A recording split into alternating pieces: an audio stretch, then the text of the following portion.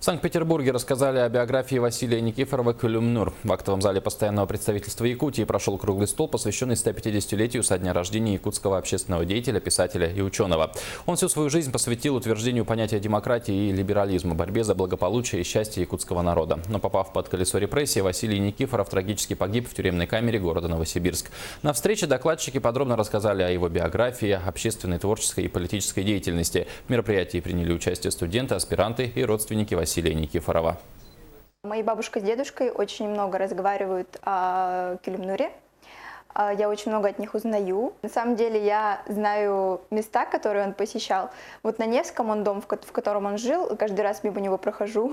Еще я знаю, что он очень часто выступал в подвале «Бродячей собаки». Мне очень приятно, что 150-летию моего прадеда уделили такое большое внимание, собрали круглый стол.